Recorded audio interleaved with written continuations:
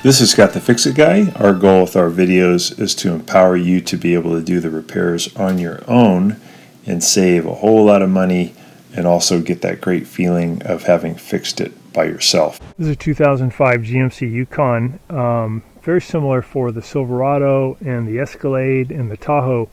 If you ever have to remove these seats, the front seats, pretty easy. You have to take off this E20 nut, which is kind of like Torx but in reverse, and you can get the E20 at Home Depot has them.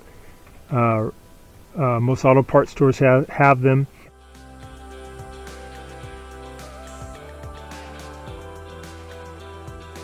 But if you want to, you can also use a 15mm socket, which is more likely you have that in your toolbox, and it actually fits really well for the front. This one's already loose, but I just want to see if I can get it out so I can show you guys. But it's just a 15mm.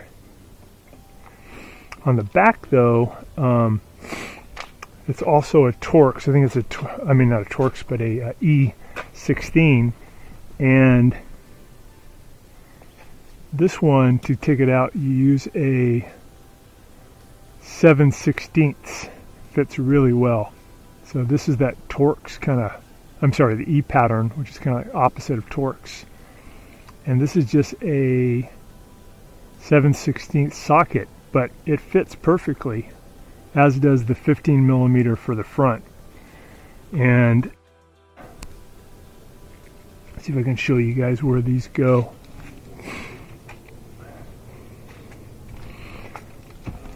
Bring the seat forward.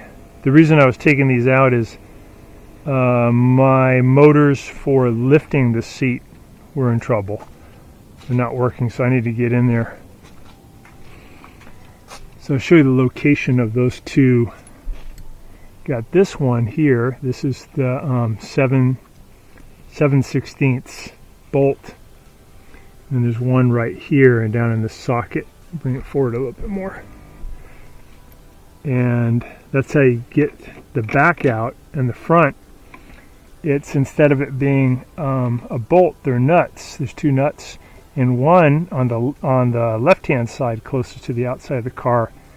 It's easy to access it. It's in a hole like this. The other one's covered by a plastic cover. You just have to pry the cover off. So it's pretty easy.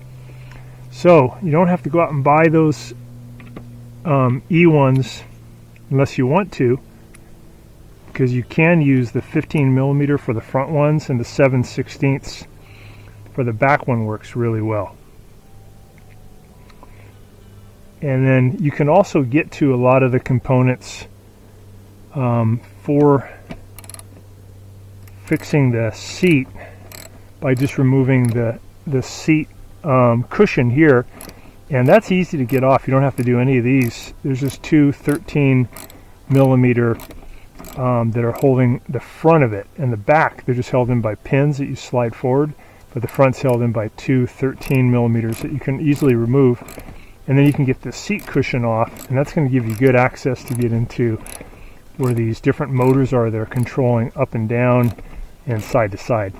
But you can see the 7/16 works really good for driving these bolts that are holding on the back.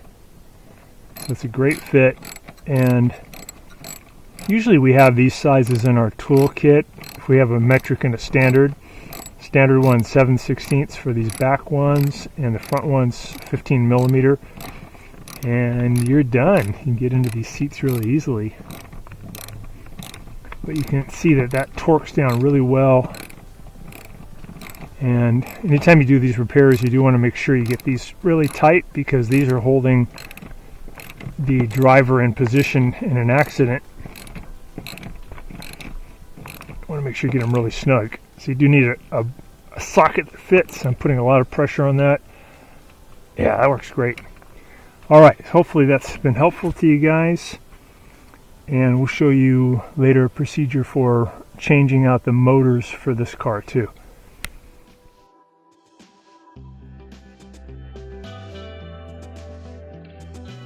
So if you have a deep socket 15, it's going to do best for this one. But even if you don't, if you just have a regular one, if you're in a pinch, that 15 will fit on there really good.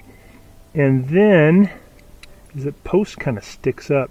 So when you put in an extension, just put it part way in, and it'll actually turn fine. You don't have to have it fully seated, and it'll work. But if you fully seat the extension in there, it'll push on the post, and it won't slide down on that nut. Yeah, see, now I'm getting nice tightening. So even without the exact tool, if you have a 15 millimeter, even a regular socket, and you just don't, that worked great. You just don't put the extension all the way down in there, you can still turn it and tighten it fine, and that'll get that nice and tight. It's also true for this side. You just have to take out this little plastic cover in order to get to that nut. So that nut is not inside the track on this side. It's actually right here. All right.